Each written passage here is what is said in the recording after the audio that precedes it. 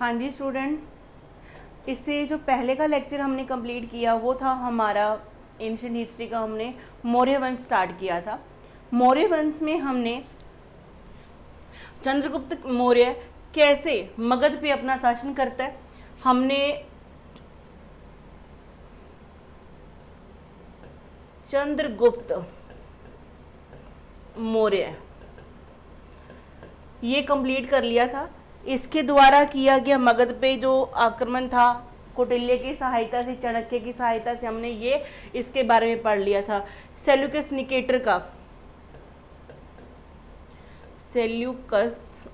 Nicator के बारे में हमने पढ़ा कि कैसे वो 305 में क्या करता है, भारत पे आक्रमण करता है। चंद्रगुप्त मौर्य ने उस बहादुरी से उसको मुंह तोड़ जवाब दिया। अंत में इनमें समझौता हो जाता है। सेल्यूकस की जो बेटी है हेलेना, उसके साथ शादी हो जाती है चंद्रगुप्त मौर्य की, और चंद्रगुप्त मौर्य को दहेज में काफ़ी सारा हेरात, माकरान, जडोशिया, ये चीज़ें क्या उसको दहेज के रूप में मिलती हैं। तो साम्राज्य विस्तार भी हो गया।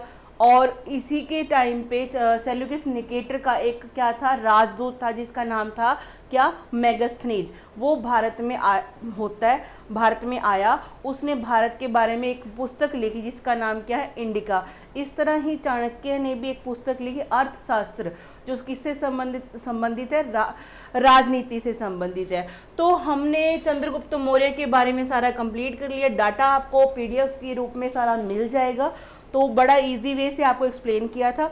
अब हम देखेंगे चंद्रगुप्त, जो मौर्य वंश है ना, मौर्य वंश में हमने चंद्रगुप्त के बारे में पढ़ लिया। चंद्रगुप्त मौर्य, जिसकी माता का नाम क्या था, मूरा थी। और कौन कौन इसको क्या बोलते हैं, क्षत्रिय बताते हैं, कौन इसको क्या है, शूद्र बताते हैं। ठीक है जी, आपने देखना है, उसमें सारा पीडीएफ में आपको डाटा मिलेगा। चंद्रगुप्त मौर्य, उसके बाद बिंदुसार, फिर उसके बाद हमने पढ़ना है अशोक। इसके बाद में हमें कोई ज़्यादा डिटेल में नहीं जाना। लास्ट है बृहद्रथ है लास्ट में। तो ये चंद्रगुप्त मौर्य के टाइम पे जो गुप्तचर प्रणाली थी, उसे क्या बोलते थे, गूढ़ पुरुष बोला करते थे, है ना। सैनिक व्यवस्था इसकी बहुत अच्छी हुआ करती थी। इसके विभिन्न नाम दिए गए हैं, वो भी आपने पढ़ना है। फिर हम बात करेंगे बिंदुसार के बारे में। हाँ, चंद्रगुप्त मौर्य की जो अंतिम टाइम था, उसने कहाँ पे जैन धर्म अपना लिया था। भद्रबाहु के साथ वो श्रवणबेलगोला में, कर्नाटका में जाके संलेखना विधि से अपने प्राण त्याग देता है। कब, 298 बीसी में, 298 बीसी में। और 297 में ही वो अपनी जो गद्दी है किसको दे जाता है, अपने बेटे बिंदुसार को।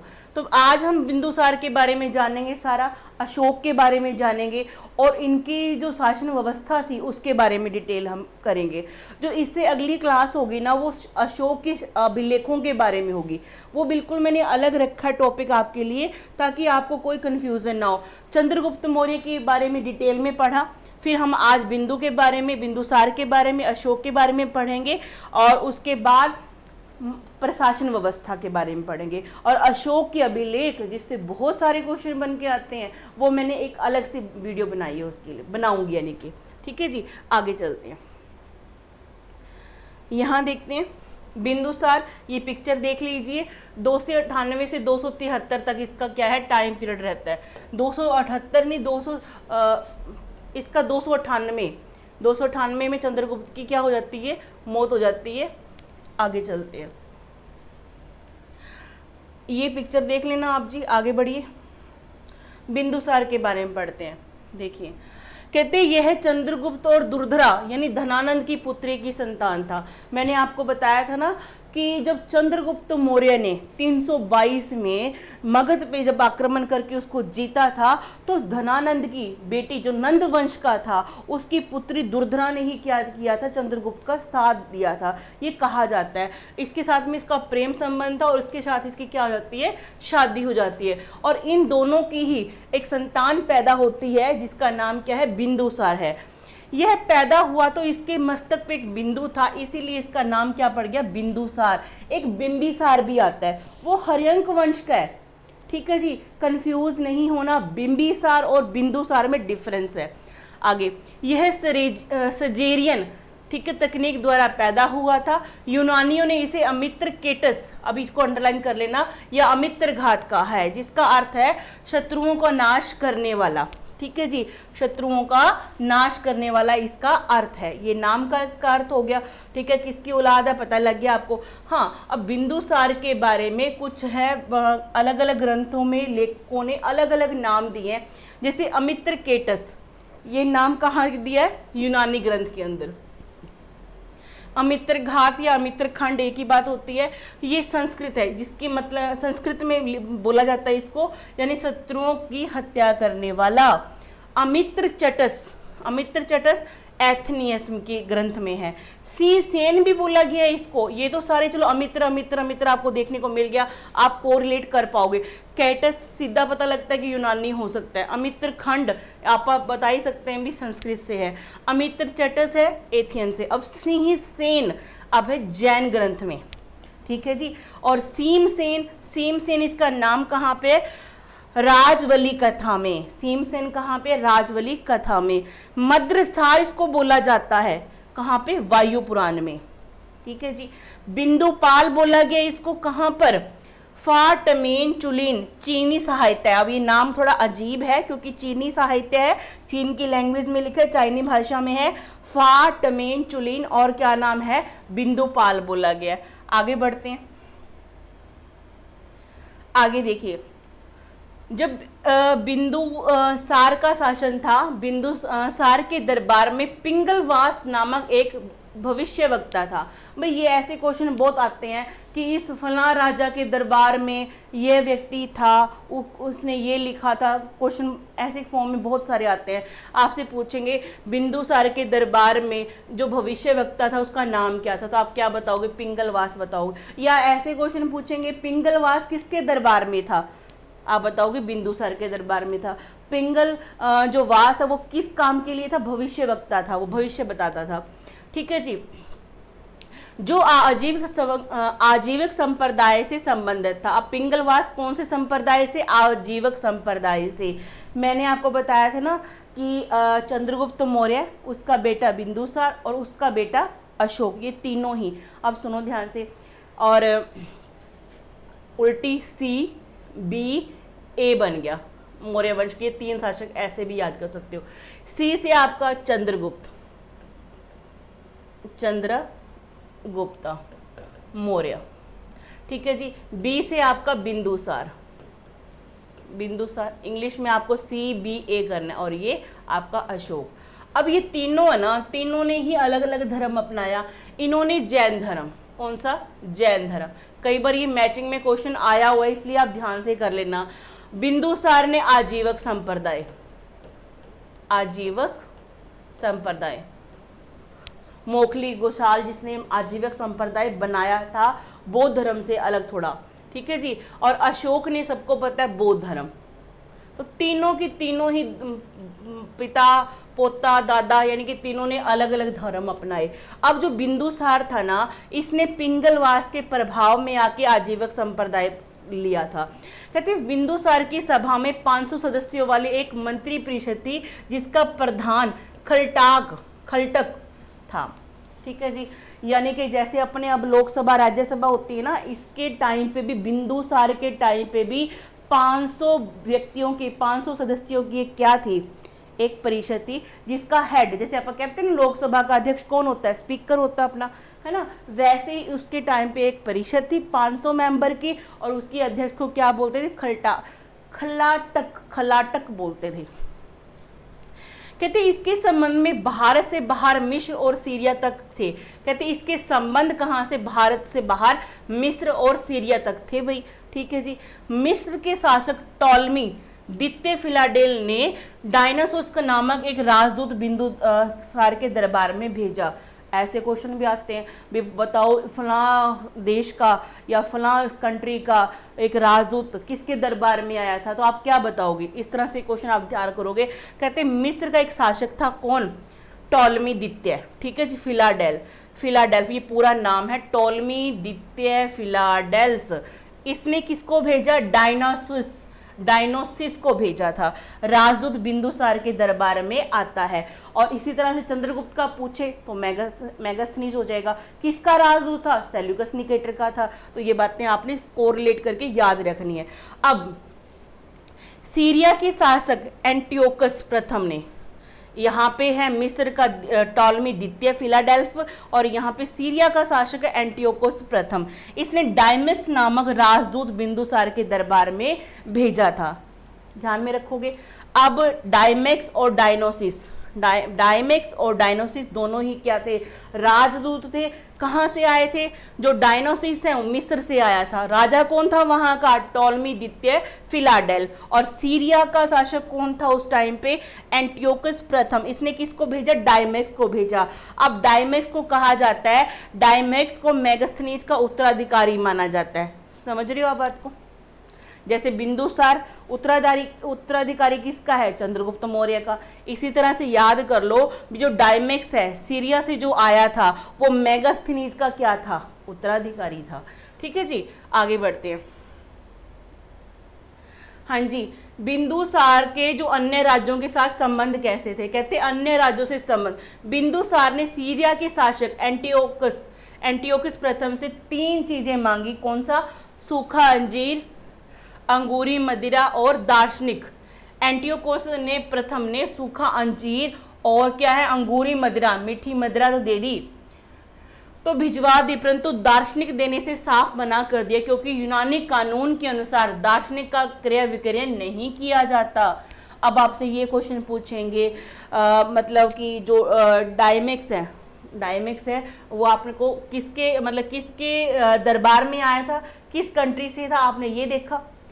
बिंदुसार ने सीरिया के शासक एंटियोकोस से प्रथम से 3 चीजें मांगता है, सूखा अंजीर, अंगूरी मदिरा और दार्शनिक, 3 चीजें मांगी। और एंटियोकोस प्रथम ने किसको? डायमेक्स को भेजा था यहाँ पे। ठीक है, इस बात का याद रखना।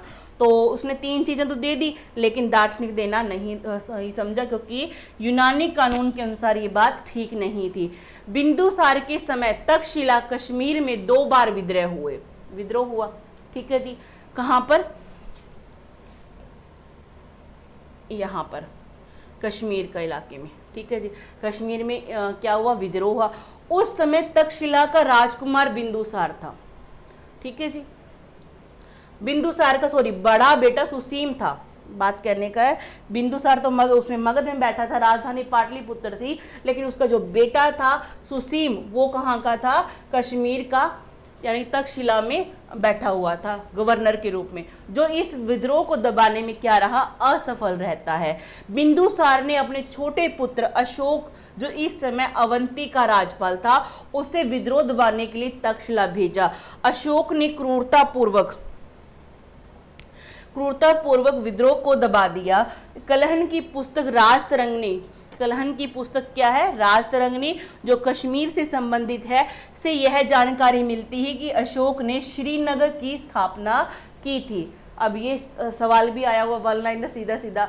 ठीक है जी, पहले तो याद रखो, बिंदुसार के 2 बेटे, कौन कौन सा? सुसीम और अशोक। सुसीम को उसने किसका गवर्नर बनाया हुआ था? तक्षशिला का, जम्मू कश्मीर का। ठीक है जी, वो एक ही इलाका हुआ करता था उस साइड पे। ठीक है जी, और जो अशोक था उसे उज्जैन का, जिसे अवंती का भी उसका बोलते हैं, उज्जैन अवंती का ही नाम है। इस दोनों यहाँ अब उसके टाइम पे विद्रोह हो गया, जनता ने भारी भरकम विद्रोह किया। किसके टाइम पे? तक्षशिला में। वहां की जनता ने सुसीम के खिलाफ कर दिया, और बिंदुसार जो मगध में सम्राट था, उसने क्या किसको भेजा कि जा भाई, उससे तो कंट्रोल नहीं हो रहा सुसीम से, तू जाके कंट्रोल करके आ। अशोक बड़ा क्रूर व्यक्ति था। ठीक है जी, इसने क्या किया? जाके पूरा सफाया ही कर दिया, पूरा मारकाट कर दिया। ठीक है जी, और वहां पे क्या बसाया? श्रीनगर, जो शहर आज का हम जानते हैं ना, ये अशोक के द्वारा बसाया हुआ था। और ये सारी जानकारी की विद्रोह हुआ, सुसीम से संभला नहीं, फिर अशोक आता है, ये सारी बात कहाँ लिखी है? कलहन की पुस्तक राजतरंगिणी, जो किससे संबंधित है? कश्मीर से संबंधित। आपने ये ध्यान में रखना है। आगे, बिंदुसार आजीविक संप्रदाय को मानने वाला था, ये मैंने करवा ही दिया। बिंदुसार की मृत्यु कब होती? 273 BC के बाद अशोक मगध के सिंहासन पे बैठा। बिंदुसार को अमित्र घात भी कहते, ये तो अपना हो ही गया। तो अब इसकी मृत्यु कब हुई? 273 बीसी में अशोक बैठ जाता है गद्दी पे, ये आगे मैं पढ़ाऊंगी। 273 में पिता की मृत्यु के बाद इसने क्या कर दिया? गद्दी पे कब्जा कर लिया। लेकिन इसका जो राज्यारोहण है, मतलब कि विधि विधान से, वो 269 बीसी में हुआ था। ठीक है जी, गद्दी पे बैठ गया, भाइयों से विद्रोह चलता रहा और इसके अनऑफिशियल भाई कितने 99 भाइयों की क्या इसने क्या हत्या की थी, ये जानकारी भी हमें देखने को मिलती है। अनऑफिशियल का मतलब आप सब लोग समझ रहे हो मैं क्या कहना चाह रही हूँ। ठीक है जी, तो क्या बोलोगे कि 273 में किसकी मृत्यु हो गई? बिंदुसार की। ठीक है जी, राजगद्दी के लिए क्या आपस में चल पड़ा? युद्ध चल पड़ा। अशोक ने फिर भी कब्जा कर लिया। आपको अब तक्षशिला का जो विद्रोह दबाने के बाद आप अंदाजा लगा ही सकते हो कि कितना क्रूर व्यक्ति होगा जिसने अपने 99 भाइयों 99 ब्रदर्स को क्या कर दिया? मौत के घाट उतार दिया। लेकिन विधि विधान से इसने जो राज्याभिषेक कब करवाया था? 269 में। और इसके 8 साल बाद, माइनस में जाएगा ना टाइम, 8 साल बाद यानी कि 261 बीसी में इसने क्या किया था? कलिंग पे आक्रमण किया था। ये बात को ध्यान में रखना आप लोगों ने। आगे बढ़ते हैं। अच्छा, चंद्रगुप्त मौर्य की डेथ कब हुई थी? 298 बीसी में। और उसकी कब? 273 में, बिंदुसार की। ठीक है जी, आगे बढ़ते हैं।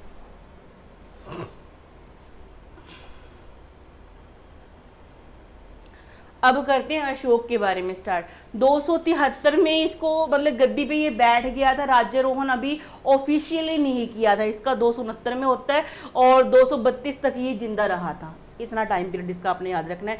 ये पिक्चर देख लीजिए, दिमाग में बिठा लीजिए। आगे बढ़ते हैं। कहते हैं इसका जन्म, अब इसका थोड़ा डिटेल में हम जानेंगे। इसकी शिलालेख हो गए, इसके कलिंग युद्ध के बाद इसका बौद्ध धर्म अपना लेना, फिर धार्मिक कार्यों में इसका रुझान हो जाना, इस बातों से मतलब कि इसने लोगों का दिल जीता भी। ठीक है जी, लोगों को खुश भी किया इसने। फिर इसने लोग बुलाए के काम भी बहुत ज़्यादा शुरू कर दिए थे। तो इसके बारे में थोड़ा डिटेल में जान लेते हैं। कहते हैं इनका जन्म 304 ईसा पूर्व में हुआ। कहाँ पर? पाटलिपुत्र में। जगह कब? कहाँ पर? पाटलिपुत्र में। कब हुआ? 304 ईसा पूर्व में। बिंदुसार के बाद उसका पुत्र अशोक 273 में मगध का शासक बनता है, परंतु इसका विधिवत राज्याभिषेक 269 बीसी में होता, मैंने बता ही दिया। राज्याभिषेक के 8 वर्ष बाद यानी कि 261 ईसा पूर्व में अशोक ने कलिंग पर आक्रमण किया। कलिंग के आक्रमण की जानकारी कहां से? खारवेल की हाथी गुफा अभिलेख से मिलती है। देखो भाई, कुछ घटनाएं जो उसमें उस टाइम पे होती हैं, उस टाइम की ही लिखी हुई कोई पुस्तक, कोई आर्किटेक्चर बिल्डिंग हो गया, कुछ भी सोर्स हमारे पास जो प्रोवाइडेड होते हैं, हम वहाँ से जानकारी इकट्ठी करते भी। अच्छा, इस राजा ने उस टाइम पे ऐसा किया था। अब कलहन की राजतरंगिणी, आपको पता लग ही गया इस चीज़ से। क्या पता लग गया? कि हाँ भाई, तक्षशिला में विद्रोह हुआ था, सुसीम उसको हैंडल नहीं कर पाया। फिर उज्जैन का जो गवर्नर था उस टाइम का, कौन? अशोक, और उसके पिता मगध पे बैठे हुए थे, कौन? बिंदुसार, उसने उसको भेजा। ये सारी कहानी आपको मिली। इसी तरह से चंद्रगुप्त मौर्य के बारे में भी उसने ऐसा किया, धनानंद को मारा उसने। ये कौटिल्य की जो पुस्तक है हमारी अर्थशास्त्र, उससे पता लग गया। फिर मेगास्थनीज की पुस्तक इंडिका से पता लग गया। और जितने भी ये राजदूत घूम फिर के आते हैं, तो ये भी तो वहाँ जाकर अपना लिटरेचर लिखते हैं ना, तो वहाँ के सोर्सेज से भी हमें जानकारी मिलती है। तो कहाँ से किस चीज़ से कोई जानकारी मिली, हमने उस चीज़ का ध्यान रखना है। जैसे चंद्रगुप्त मौर्य का बंगाल का जो अभियान किया, महास्थान अभिलेख से मिलता है। जूनागढ़ के रुद्रदामन जो अभिलेख से क्या मिलता है, उससे जानकारी मिलती है कि चंद्रगुप्त का मौर्य का क्या है, पश्चिमी तक उसका विस्तार था, उसने सुदर्शन झील का निर्माण करवाया। तो मतलब इन बातों को हमें क्या कोरिलेट करना? अच्छा, इस राजा ने ये किया था, ये कौन बताया हमें? नहीं, अंजू मैडम ने नहीं, या किसी यूट्यूब पे किसी और ने नहीं, किसी पुस्तक ने नहीं, उस टाइम के सोर्सेज बताते हैं हमें। और वही हमें क्या बता रहा है यहाँ पर? क्या बोला? खारवेल की हाथी गुफा अभिलेख से मिलती है। ठीक है जी। कहती 269 बीसी में अशोक ने अपना राज्याभिषेक कराया। कलिंग आक्रमण के समय कलिंग का राजा कौन था? नंदराज था। अब सीधी सी बात है, जब अशोक ने आक्रमण किया कलिंग पर, जिसका आधुनिक नाम उड़ीसा है, उस टाइम पे वहां पे भी कोई शासक तो रहता ही होगा ना। कौन था? नंदराज था। इस बात को ध्यान में रखना। ऐसा माना जाता है कि अशोक ने हाथियों को प्राप्त करने के लिए कलिंग पे आक्रमण किया। अब कोई ना कोई उद्देश्य लेकर तो आक्रमण करता ही है कि साम्राज्य विस्तार करना है, या वहां से कुछ चीज उठा के लेके आनी है, या उसको पराजित करना, अहंकार के मारे में कुछ ना कुछ उद्देश्य तो होता है। तो अशोक ने कलिंग पे जो आक्रमण किया था, किस चीज के खातिर? हाथियों को प्राप्त करने के लिए। ठीक है जी, क्रूर तो था ही एक नंबर का ये अशोक। ठीक है जी, इसने क्या किया था आगे देखो। कहते कलिंग में हुए भीषण नरसंहार को देखकर अशोक का हृदय परिवर्तित हो गया। कलिंग आक्रमण के बाद अशोक ने बौद्ध धर्म अपना लिया। इसे बौद्ध धर्म अपनाने की प्रेरणा इसके भतीजे निग्रोन से मिलती है, जबकि बौद्ध धर्म की शिक्षा इसने किससे ली? उपगुप्त ने। दो क्वेश्चन बन गए। मतलब ये प्रेरित किससे हुआ था, मोटिवेटेड किससे हुआ था कि नहीं मैंने गलत कर दिया, मैंने ग्रोथ ने कितना शांत रहता है, कितना अच्छा बनाओ, ये कैसे इतना शांत है, कितना ऐसे अच्छा कैसे है ये? निग्रोन से पूछता है कि तुम्हारी शांति का कारण क्या है। उसने फिर बताया कि इस तरह से मैं बौद्ध धर्म को मानता हूँ और उसकी ये शिक्षाएं हैं जिसके कारण मेरे जीवन में क्या है? शांति है। ठीक है, आपने भी ऐसा करना है तो आप भी बौद्ध धर्म अपना लो। तो अशोक प्रेरित हो गया, उसने बौद्ध धर्म अपना लिया। अब वो किसी न किसी उस टाइम के टीचर से क्या लेगा? दीक्षा तो लेगा ना, दीक्षा लेगा। कौन था? उपगुप्त। तो दोनों क्वेश्चन आएंगे, किससे अभी प्रेरित हुआ? निग्रोंथ से। निग्रोंथ कौन था? इसका भतीजा था। और शिक्षा किससे ली? उपगुप्त से ली। अशोक का बौद्ध धर्म उसका व्यक्तिगत धर्म था। मतलब कि अशोक की एक खासियत ये रही कि इसने बौद्ध धर्म मान लो अपना लिया, राजा था उस टाइम का, इसने ये कंपलसरी नहीं किया अपनी प्रजा के ऊपर कि तुम भी बौद्ध धर्म अपनाओ। इसने क्या धार्मिक सहिष्णुता बोलते हैं कि सबको क्या दिया? आज़ादी दिया। ठीक है, आप अपना अपना धर्म अपना लो, जिसने जो अपनाना है। मेरे को क्या बौद्ध धर्म सूट कर रहा है, मैं बौद्ध धर्म क्या करूंगा? अपनाऊंगा। ठीक है जी, ये बात थी। मतलब कहने का जो अशोक का बौद्ध धर्म ग्रहण करना कैसा था? व्यक्तिगत था, राज का धर्म नहीं बनाया उसने, अपना व्यक्तिगत था। आगे बढ़ते हैं। कहते सिंहली अनुश्रुतियों दीपवंश और महावंश, लिख लो इस चीज को ध्यान से। कहते सिंहली अनुश्रुतियां जो है दीपवंश और महावंश के अनुसार निग्रोंथ ने अशोक को बौद्ध धर्म में दीक्षित किया था। अब ये क्या कहते हैं? बौद्ध धर्म को किसमें, जब अशोक ने बौद्ध धर्म की दीक्षा ली वो किससे ली थी? निग्रोंथ से ली। किसके अनुसार? सिंहली अनुश्रुतियों के साथ में हिसाब से। और मोगली पुत्तिस के प्रभाव से अशोक पूर्ण बुद्ध बना। अब यहाँ पे एक स्टेटमेंट आती है, सिंहली श्रुतियां दीपवंश और महावंश क्या कहती हैं? कहते निग्रोन से क्या लिया इन्होंने? क्या लिया? दीक्षा ग्रहण की। ठीक है जी। और मोगली तिस के प्रभाव से अशोक बौद्ध धर्म अपनाया। और इससे जो पहले हमने पढ़ा कि निग्रोंथ के प्रभाव में आया, उपगुप्त से शिक्षा ली। अब दोनों ही बात याद रखना, जब ये क्वेश्चन आएगा ना वो आपको लिखकर खुद बोलेंगे कि भाई सिंहली अनुश्रुतियों के हिसाब से बताओ आप। सिंहली अनुश्रुतियों के दीपवंश और महावंश के अनुसार अशोक ने किससे शिक्षा ली? आप बताओ। निग्रोंथ से ली। और किसके प्रभाव में आ गए? मोगलीपुत्तिस के। मोगलीपुत्तिस आपको याद आ रहा होगा, जो बौद्ध संगतियां मैंने करवाई थी आपको, तो तृतीय बौद्ध संगति हुई थी। ठीक है जी, उसके समय पे ये क्या है? अध्यक्ष बनता है।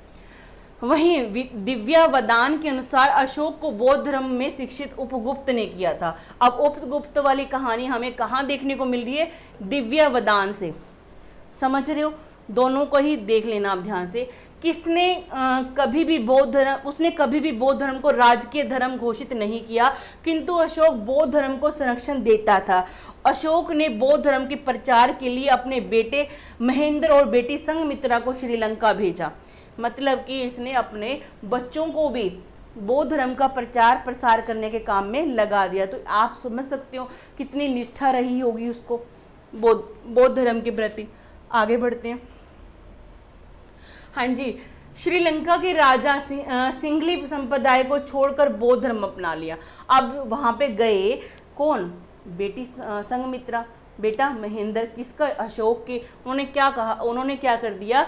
श्रीलंका में प्रचार प्रसार किया। और वहां के शासक कौन? सिंघली संप्रदाय को छोड़ दिया।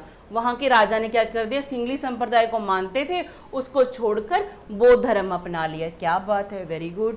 कहते अशोक धार्मिक रूप से सहिष्णु था। सहिष्णु का मतलब सारे धर्मों को मतलब कि ठीक है रिस्पेक्ट देता था, किसी को कोई जोर जबरदस्ती नहीं है, अर्थात वह किसी भी धर्म के साथ भेदभाव नहीं करता था। ठीक है जी। पुराणों में इसे अशोक वर्धन कहा गया है, दीपवंश में करमौली कहा गया है। दीपवंश और महावंश दोनों क्या है, सिंहली अनुश्रुतियां हैं। ठीक है जी, आपको यही ध्यान में रखना है। आगे बढ़ते हैं और देखते हैं क्या कहा। पुराणों में अशोक वर्धन कहा गया इसको, किसको, अशोक को, और दीपवंश में क्या बोला गया, करमौली। जैन अनुश्रुतियों के आधार पर अशोक ने बिंदुसार की इच्छा के विरुद्ध साम्राज्य पर अधिकार किया था। ठीक है जी, किसके अनुसार, जैन श्रुतियों के अनुसार। तो किसके अनुसार इसने ऐसा काम किया, किसके अनुसार उसने ऐसा काम किया, ऐसे क्वेश्चन भी भाई आते हैं, सीधी सी बात है, करने पड़ेंगे। आगे बढ़ते हैं। हाँ, बौद्ध ग्रंथों और सिंहली अनुश्रुतियों के अनुसार अशोक ने राजा बनने के लिए अपने 99 भाइयों की हत्या कर दी। ऐसा मतलब हम सोचें कि हमें ये पढ़ने को मिल रहा है, आपका दिमाग में क्वेश्चन नहीं आता, एवं फेक है, फेक ही बता रहे हैं, ऐसा थोड़ी होता है ना। पर लेकिन बौद्ध ग्रंथों में और सिंहली अनुश्रुतियों में लिखा हुआ है, हाँ जी ये बात लिखी हुई है, कहाँ पर, बौद्ध ग्रंथों में, सिंहली अनुश्रुतियों में, कौन कौन सी, दीपवंश और महावंश में, कि अशोक ने राजा बनने के लिए अपने 99 भाइयों की क्या कर दी, हत्या कर दी थी। शासन के 10वें वर्ष अशोक ने बोध गया की यात्रा की। ये भी क्वेश्चन मतलब इस तरह से आता है भाई, भी बोध गया की यात्रा अशोक ने कब की, शासन उसमें ग्रहण कब कर लिया उसने, 200 को कब, 273 में, तो 10 वर्ष के बाद यानी कि 263 में गया होगा, फिर 10 माइनस करेंगे। शासन प्राप्ति के 14वें वर्ष धम्म महामात्र की नियुक्ति करता है। धम्म महामात्र की अधिकारी बनाए इसने, किसके लिए, मतलब कि धार्मिक प्रचार के लिए, बौद्ध धर्म को प्रचार करने के लिए। ठीक है, 14वें वर्ष उसने ऐसा काम किया। 10वें वर्ष वो गया था बोध गया में। 20वें वर्ष लुम्बिनी ग्राम की यात्रा की और लुम्बिनी को कर मुक्त घोषित किया और सिर्फ 1/, जो कर था 1/8 भाग कर दिया। 10वें वर्ष सिंहासन पे बैठने के बाद वो कहाँ गया, बोध गया गया। ठीक है जी। 14 वर्ष के बाद उसने क्या कर दिया, धम्म महामात्र उसने क्या बनाने, नियुक्त करने शुरू कर दिए। धम्म महामात्र क्या थे, धार्मिक अधिकारी, प्रचार प्रसार करने के लिए। ठीक है जी। फिर उसने 20वें वर्ष कहाँ गया, लुम्बिनी। लुम्बिनी में किसका जन्म हुआ था, महात्मा बुद्ध का, नेपाल में। ठीक है जी, वहां पे यात्रा करने गया और वहां पे क्या, कर मुक्त घोषित कर दिया और क्या है, सिर्फ 1/8 भाग कर दिया, और कुछ कुछ जगह पे सिर्फ 1/8 भाग कर दिया क्या, कर का। अशोक ने आजीविकों हेतु बराबर की पहाड़ियों में 4 गुफाओं का निर्माण कराया। अब ये एक बात बताइए, आजीविक संप्रदाय से संबंधित कौन बताया गया इस वंश में, कौन, बिंदुसार। ठीक है जी। आजीविक संप्रदाय की स्थापना किसने की, मोखली गोशाल ने की थी। बौद्ध धर्म से थोड़ा अलग उसने अपनी विचारधारा देकर उसको बनाया था। ठीक है जी। तो अशोक अब बौद्ध धर्म में मतलब कि धार्मिक हो चुका है। अशोक ने क्या किया, बराबर की पहाड़ियां कहाँ पे, बिहार में। ठीक है जी, वहां पे क्या बनाता है, 4 गुफाएं बनाता है। लोम ऋषि की गुफा एक, कारण चौपार, सुदामा गुफा और विश्व झोपड़ी, ये चारों याद करनी है आपने, चारों ही याद करनी है। लोकेशन कहाँ पे, बिहार में। बराबर की गुफा किसने बनाई, अशोक ने बनाई। किसके लिए बनाई, आजीविकों के लिए, जो आजीविक संप्रदाय को मानते थे। ठीक है जी। और कौन कौन सी उसके नाम है वो सुन लो, लोमश ऋषि की गुफा, कारण चौपार, सुदामा गुफा और विश्व झोपड़ी। ठीक है जी। अशोक की कितनी पत्नियां थी, 5 पत्नियां थी जी, जिससे अशोक पर सर्वाधिक प्रभाव कारुवाकी का था। यानी कि इसकी जो फेवरेट वाइफ थी वो कौन थी, कारुवाकी थी। इसकी फेवरेट जो मिसेज थी वो कौन थी, कारुवाकी इसकी वाइफ थी। चलो भी अशोक की उत्तराधिकारी देख लेते हैं। हाँ, ये क्वेश्चन आया हुआ है कि अशोक के बाद मौर्य साम्राज्य की जो बागडोर है किसने संभाली थी। कहते एक लघु स्तंभ में एकमात्र पुत्र तीव्र का नाम उल्लेख हुआ है। मतलब इसके उत्तराधिकारी कौन थे, कितने थे, इसके बारे में जानकारी हम इकट्ठी करेंगे। कहते एक लघु अभिलेख से क्या मिलती है कि एकमात्र पुत्र था उसका। ठीक है जी, तीव्र इसका नाम मिला है। पुराणों में लिखित दशरथ के विषय में पुरातात्विक साक्ष्य भी मिले हैं, जो देवा नाम प्रिय की उपाधि धारण करता है। पुराणों में उल्लेखित दशरथ का एक विषय में क्या मिला है, साक्ष्य मिले हैं, जिसमें देवा नाम प्रिय की उपाधि धारण करता है कौन, अशोक। पुराणों के अनुसार अशोक के बाद कुणाल शासक बना, और है भी यही सही।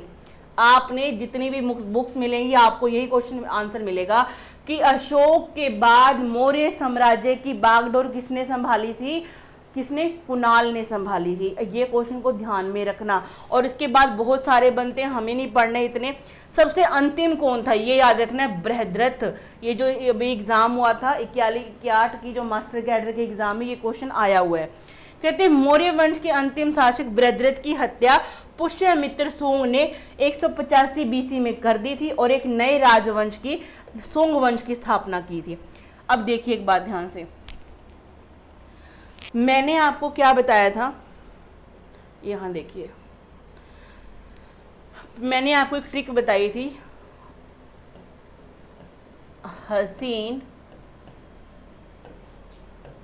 मसूक सा। मैंने आपको हर्यंक वंश पढ़ा दिया। ह से आपका हर्यंक वंश बनता है, सी से आपका शिशुनाग वंश बनता है, फिर आपका नंद वंश बनता है, ये भी आपको डिटेल में पढ़ाया। इसके बाद आपका जो नंद वंश के टाइम पे सिकंदर का आक्रमण होता है वो भी डिटेल में मैंने करा दिया। इसके बाद आपके जो आपके ISPK, ये इसके बाद पढ़ाने मैंने, मौर्य के बाद, यहाँ नहीं आएंगे, इसके बाद नहीं आना, ठीक है। मौर्य वंश पढ़ा है, म से आपका मौर्य वंश, ठीक है जी, मौर्य वंश ये मैंने आपको पढ़ाया। मौर्य वंश में मैंने आपको चंद्रगुप्त मौर्य पढ़ाया, बिंदुसार पढ़ा दिया, अशोक के बारे में पढ़ा दिया।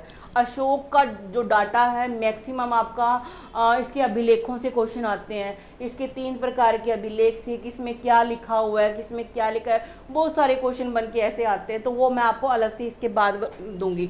इसके बाद हम पढ़ेंगे कौन सा, जो ISPK, ये बाहरी थे, बाहर से आके यहाँ पे बसे थे। लेकिन मौर्यों की जो समाप्ति वो किसने की थी, शुंग वंश ने। मेरा कहने का जो तात्पर्य आज यहाँ पर है कि मौर्यों की समाप्ति, बृहद्रथ जो अंतिम शासक था, शुंग वंश ने इसकी क्या कर दी थी, समाप्ति की थी, ठीक है जी, और शुंग वंश की नींव रख दी थी। उसके बाद हम पढ़ेंगे कण्व वंश, फिर हम पढ़ेंगे सातवाहन, उसके बाद हम गुप्त पढ़ेंगे, फिर हम पढ़ेंगे अपना वर्धन साम्राज्य।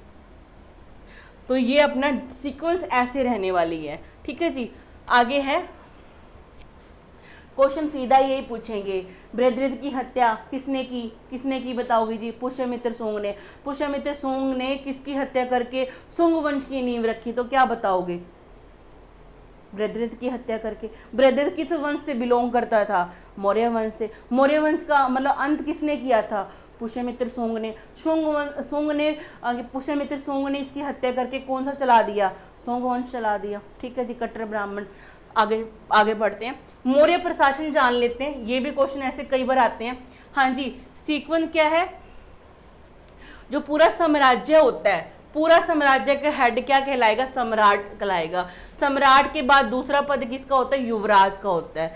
जो सम्राट को आगे किस में डिवाइड किया होता है, प्रांतों में। जैसे अपना इंडिया है, प्रांतों में डिवाइडेड है, स्टेट्स में, अब प्रांत बना दिए। प्रांत का हेड कौन होगा, कुमार, आर्यपुत्र या प्रांतपति, इसको बोला जाता है। प्रांतों को आगे किस में डिवाइड कर दिया, जिला के अंदर, डिस्ट्रिक्ट के अंदर, और उसका हेड कौन होगा, रजुक युक्त प्रादेशिक विस्पति भी आपको देखने को मिलता है। आगे बढ़ते हैं, अब ये बताइए जो जिला है वो किस में डिवाइड हो जाएगा, नगर में या फिर गांव में, यहां पर देखते हैं। हाँ, एक और चीज ध्यान में रखनी है, 800 गांवों को मिलाकर क्या बनाते हैं, एक स्थानिक बनाते हैं, यानी कि उसका हेड कौन होगा, 800 गांव की बागडोर एक व्यक्ति संभालेगा जिसका नाम है स्थानिक। 400 गांव की जो बागडोर संभालता उसे बोलता है द्रोणिक। यानी कि कहने का मतलब क्या हुआ, स्थानिक के नीचे कितने द्रोणिक हो गए, 2 द्रोणिक हो गए। इसी तरह से 200 गांव की बागडोर कौन संभालेगा, खारवाटिक संभालेगा। 100 गांव की बागडोर कौन संभालेगा, संग्रहण संभालेगा। 10 गांव का हेड कौन होता है, गोप होता है। और 1 गांव का हेड क्या कहलाएगा, ग्रामिक कहलाएगा। भाई सीधी सी बात है, इन क्वेश्चंस को इग्नोर मत करना। हाँ आपको लगेगा बोरिंग है, मन नहीं कर रहा, लेकिन करने पड़ेंगे, क्वेश्चन यहाँ से आते ही आते हैं, ठीक है जी, छोड़ना नहीं है यहाँ से। आगे बढ़ते हैं। हाँ, प्रशासन की सबसे छोटी इकाई क्या होती थी? गांव होती थी। समझ में आ गया?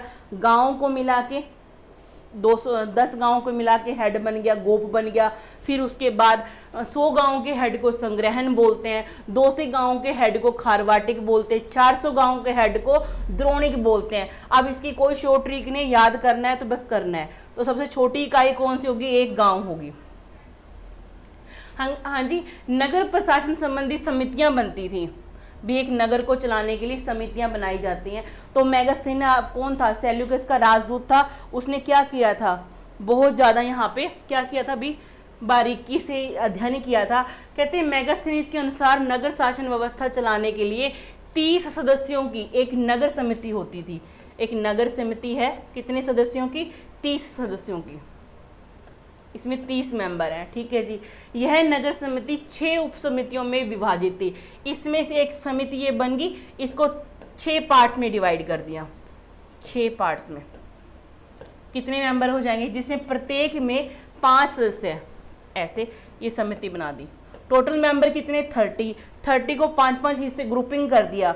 एक ग्रुप में कितने? 5 व्यक्ति, 1 2 3 4, ये अपना एक और हो गया, एक ये हो गया अपना, 1 2 3 4 5 6 समितियां बना दी। और हर समिति में कितने कितने मेंबर? 5-5 मेंबर होंगे, ये याद रखना है।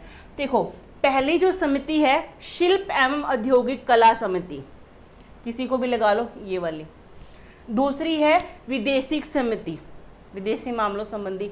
तीसरी है जनगणना समिति, जन्म व मृत्यु का पंजीकरण, आप याद रखोगे, ठीक है जी। चौथी है वाणिज्य समिति, व्यापार का नियम करने वाले। 5वीं है वस्तु निरीक्षक समिति, वाणिज्य व्यवसाय और औद्योगिक उत्पादन का निरीक्षण करती थी जी। आगे बढ़ते 6वीं देखते हैं क्या करती थी। कितनी होगी? 5 होगी, एक छूट गई है मेरे को लगता है, आपको डाटा में प्रोवाइड कर देंगे। 5-6 आएंगे यहाँ पर, ठीक है जी। चलिए मौर्यकालीन संगठन, मौर्यकालीन जो संगठन बनते थे उसके बारे में देख लेते हैं। श्रेणी, ये क्वेश्चन आया हुआ है, सीटेट के एग्जाम में आया हुआ है। श्रेणी किसे कहते थे मौर्य काल में? यह शिल्पकारों का एक संगठन था। जैसे सेम काम करने वाले, जैसे सुनार लोग हैं, मतलब सोने के गहने बनाते हैं, वो अपनी क्या बना लेते हैं? यूनियन बना लेते हैं, ठीक है जी, संगठन बना लिया। ऐसे ही मतलब सब्जी मंडी वाले हैं, सब्जी वाले हैं, उन्होंने क्या कर दिया? अपनी यूनियन बना लेते हैं। इसी तरह रिक्शा वाले भी क्या कर लेते हैं? अपनी यूनियन बना लेते हैं।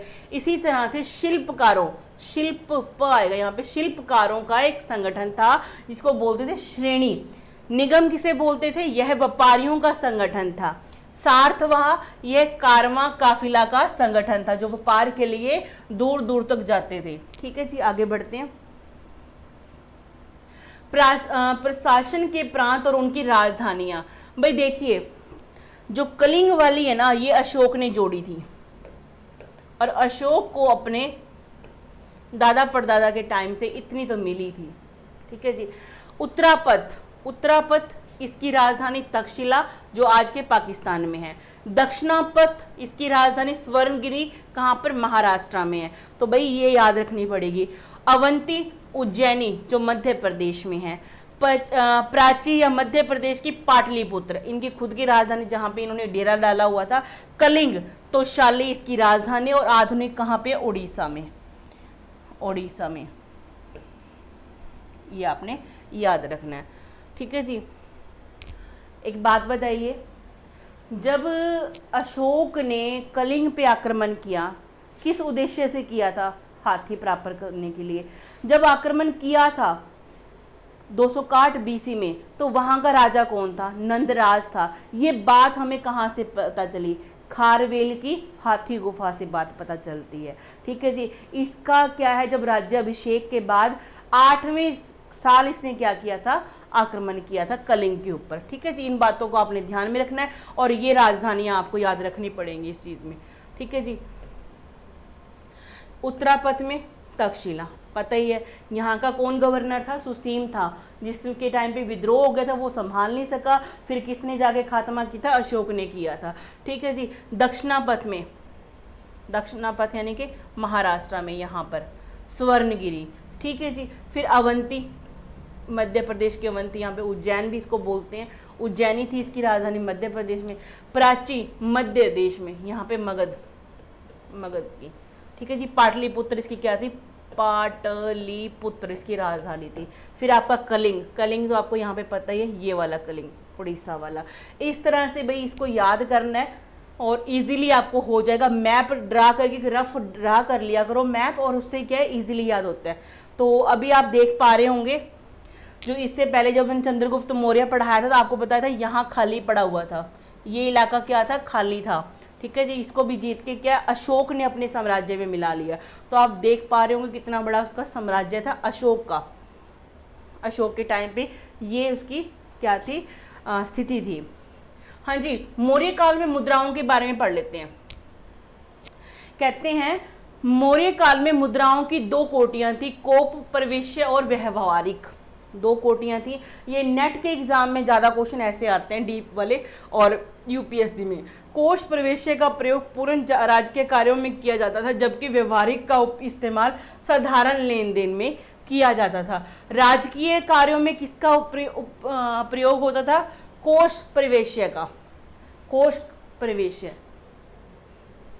ठीक है जी। कोष कर लेना इसको यहाँ पे, कोष प्रवेश्य।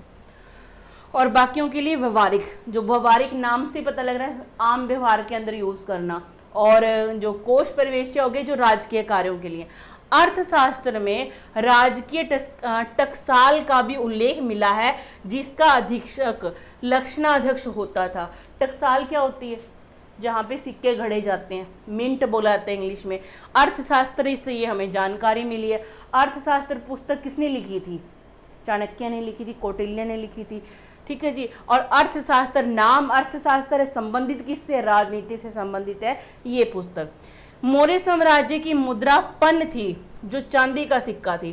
कहते हैं ना करेंसी, उस टाइम पे इनकी क्या थी? मुद्रा कौन सी थी? पन नाम होता था, और किसकी बनी होती थी? चांदी की बनी होती थी। इसका भार 3/4 तोले के बराबर था। इसके ऊपर सूर्य, चंद्र, पीपल, मयूर, बैल, सर्प आदि के चित्र खुदे होते थे, जिन्हें आहत सिक्के भी कहा जाता है। आहत सिक्का मतलब पंचमार्क कह लो। एक धातु लिया, उसके ऊपर ये जो है ना चित्र, पंच करके उसको बनाया जाना, तो उसे क्या बोलते हैं? आहत सिक्के बोलते हैं। सिक्के स्वर्ण, चांदी और तांबे के बने होते थे। ऐसे सिक्के भी थे, किसके? सोने के भी होते थे, चांदी के भी और तांबे के भी बने होते थे। इनसे बनी मुद्राओं को लिखित नामों से जाना जाता था। जैसे स्वर्ण के सिक्के निशक एवं सुवर्ण कहलाते थे। चांदी के सिक्के पन, रुपया, धारण, शतमान कहलाते थे।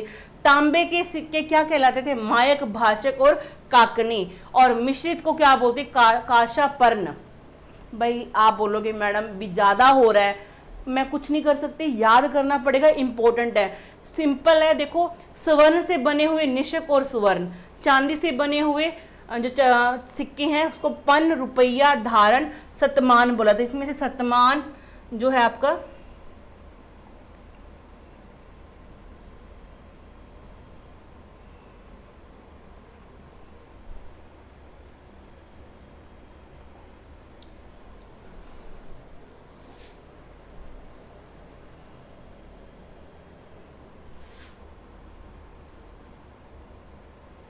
हाँ जी, यहाँ देखिए चांदी के सिक्के को पन, रुपया, रुपया तो आज का भी यूज होता है, पन मैंने बता ही दिया आपको, मुद्रा थी इनकी, धारण, शतमान, शतमान कई बार पूछा हुआ है। तांबे के सिक्के में मायक, भाषक, काकनी और मिश्रित जो सारी धातुओं को लगभग मिला के मिक्सचर बनाया जाए तो काशा पर्ण बोलते हैं इसको। चाहे बोर हो गए हो, कुछ भी नहीं होना, करना जरूर है। आगे बढ़ते हैं। हाँ जी, मौर्य कालीन जो कर प्रणाली थी उसके बारे में भी जान लीजिए। कर प्रणाली मतलब कि टैक्स जो लेते थे वो किस प्रकार से लेते थे। जैसे भाग, किसानों की भूमि से लिया जाने वाला भूमि कर, ये क्वेश्चन आया हुआ है। भाग क्या था? कर एक टैक्स का एक रूप था और इसके हेड को क्या बोलते थे? भागदू, भागदू बोलते थे, जो ये टैक्स कलेक्ट करता था। आगे है बाली, भाग की अतिरिक्त एक अन्य प्रकार का कर था। ठीक है जी। भाग भी एक कर है और बाली भी एक क्या है, कर है। परण्य, संकट काल में राजा द्वारा वसूले जाने वाला कर। परण्य क्या है, एक तरह का कर है ये भी। ये कब में लेना होता था, जब संकट कोई ऐसी स्थिति आ जाए। पिंड कर, राजा द्वारा पूरे गांव से वर्ष में एक बार वसूले जाने वाला कर, यानी कि पिंड कर। सेना भक्त कर, सेना के प्रयाण के समय राजा प्रजा से तेल और चावल के रूप में लिया जाने वाला योगदान था। मतलब कि सेना अगर मान लो कहीं युद्ध पे जा रही है या सेना कहीं पे ठहराव के लिए रुकी है, तो गांव वाले उन्हें क्या देंगे, तेल और चावल देंगे। ये सेना के प्रति हमारी भक्ति भावना, सेना भक्त कर बोलते हैं। आगे है औपनयनिक, विशेष अवसरों पर राजा को दी जाने वाली भेंट। पार्श्व, अधिक लाभ होने पर व्यापारियों से लिए जाने वाला कर। कोष्ठेय, सरकारी जलाशयों के नीचे नीचे की भूमि पर लगाया जाने वाला कर। परिहीनक, सरकारी भूमि पर पशुओं द्वारा की गई हानि के बदले में लिया जाने वाला कर। अब ये याद करना पड़ेगा। रज्जु, भूमि की नाप के समय लिए जाने वाला कर। भूमि नपवानी है तो आपको कर देना पड़ेगा, उसका नाम क्या है, रज्जु है, करना पड़ेगा। आगे विवीत, पशुओं की रक्षा के लिए जाने वाला कर। अब ये 10 प्रकार के हो गए। भाग, बाली, पिंडकर और एक यहाँ पे आया था परण्य, संकट कालीन के समय। सेना भक्त कर उसके नाम से पता लग जाएगा आपको। औपयानिक, पार्श्व है, कोष्ठीय है, परिहीनिक है। डाटा मिल जाएगा, आराम से बैठ के इसको याद करना है, समझने एक बार समझोगे हो जाएगा। आगे है सेतुफल, फूल पर लिए जाने वाला कर। ध्रुवाधिकरण, भूमि कर संग्रहणकर्ता को ध्रुवाधिकरण कहा जाता है। भूमि कर संग्रहणकर्ता को, मतलब कि जो भूमि कर को इकट्ठा करेगा उसे क्या बोलेंगे, ध्रुवाधिकरण बोलेंगे। ठीक है जी, ये भी आगे बढ़ते हैं। आगे है 18 तीर्थ। अच्छा, ये एक बात, ये बड़ा इंपॉर्टेंट क्वेश्चन है, ये एग्जाम में आया हुआ है, पीसीएस के एग्जाम में। कहते कौटिल्य कृत अर्थशास्त्र में, कौटिल्य द्वारा लिखी हुई अर्थशास्त्र पुस्तक में उच्च अधिकारियों को तीर्थ कहा गया है। इन अधिकारियों की संख्या कितनी है, 18 बताई गई है। कितनी संख्या बताई गई है, 18 संख्या बताई गई है। अब आपसे पूछेंगे मौर्यकालीन तीर्थ क्या हुआ करता, तीर्थ किसको बोलते हैं, तो आप क्या बताओगे, उच्च अधिकारियों को तीर्थ बोला जाता है। ठीक है जी। मंत्री एवं पुरोहित, प्रधानमंत्री, समहर्ता राजस्व की वसूली करने वाला, सन्निधाता कोषाध्यक्ष को, सेनापति युद्ध विभाग का अधिकारी, युवराज उत्तराधिकारी, प्रतिष्ठा फौजदारी न्यायालय का न्यायाधीश, नायक सेना का संचालक करने वाला, कर्मांतिक। आगे है कर्मांतिक, उद्योग धंधों का प्रधान निरीक्षक। आगे है व्यवहारिक, दीवानी न्यायालय का न्यायाधीश, मंत्री परिषद अध्यक्ष, मंत्री परिषद का प्रमुख। ठीक है जी।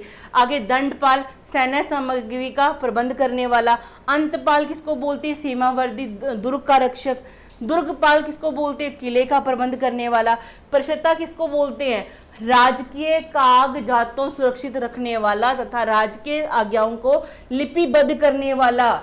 ये कौन क्या कहलाता है, प्रशासक कहलाता है। नागरिक, नगर का प्रमुख अधिकारी। दोवारी किसको बोलते हैं, राजमहल की देखरेख करने वाला। अंतवर्षिक, अंतवर्षिक किसे बोलते हैं, राजा की अंगरक्षक सेना का प्रधान। 8वीं किसको बोलते हैं, वन विभाग का प्रधान। तो भाई ये सारे हैं, मैं ऐसा नहीं बोलूंगी कि हाँ एक बार में सारे के सारे याद हो जाएंगे, कहीं ना कहीं उनके नाम में ही उनका मतलब छुपा हुआ है। एक आध होगा जो आपको लगेगा कि हाँ ठीक है ये याद नहीं हो रहा, लेकिन बाकियों का मतलब उनके नाम में मिल जाएगा और एक बार रिवाइज करने से आप कर पाएंगे इसको। आगे बढ़ते हैं। हाँ जी, मौर्य काल में जो विभाग थे उनके अध्यक्ष थे, जैसे कराध्यक्ष, खान व धातु का प्रमुख अधिकारी, सीता अध्यक्ष, ये क्वेश्चन कई बार आया हुआ है। राशि भूमि का अध्यक्ष, सीता भूमि कौन सी होती है, राजकीय भूमि। ठीक है, जिसके ऊपर गवर्नमेंट का वो होता है, मतलब कि अधिकार। सीता अध्यक्ष यानी राजकीय भूमि का अध्यक्ष। शुल्क अध्यक्ष यानी कि सीमा शुल्क लेने वाला, चुंगी नियंत्रक। गणिका अध्यक्ष किसको बोलते हैं, मनोरंजनकर्ताओं का नियंत्रक व वैश्यालयों की देखरेख करने वाला अधिकारी। गणिका वैसे भी आपको पता है, जो वैश्या जो लेडीज होती है उसको बोला जाता है, उसके अध्यक्ष को बोलेंगे गणिका अध्यक्ष। आगे कृपया कृपया अध्यक्ष, वनों का उत्पादन का अध्यक्ष। लक्षणाध्यक्ष कौन होता है? टकसाल का प्रमुख। लक्षणा मुद्रा संबंधी, ठीक है जी। आगे है लवणाध्यक्ष, लवण क्या होता है? नमक, नमक अध्यक्ष। मुद्रा अध्यक्ष का होगा परिपत्र अधिकारी, और दूसरा है नागा वनाध्यक्ष, ये आपका अलग है इससे। नागा वनाध्यक्ष कौन है? हाथी वनपाल। नवाध्यक्ष यानी कि नवाध्यक्ष के जहाज वाहन नियंत्रक, जो पानी में जहाज चलते हैं उनके अध्यक्ष को बोला जाता है। कोषाध्यक्ष किसको बोलते हैं? कोष का अध्यक्ष बोला जाता है इसको। आगे बढ़ते हैं। हाँ जी, अशोक के लेख के लिए मैं अगली क्लास लूंगी आपके लिए, तो आज हम इतना ही करेंगे, बाकी अशोक के लेख अगली क्लास में होंगे।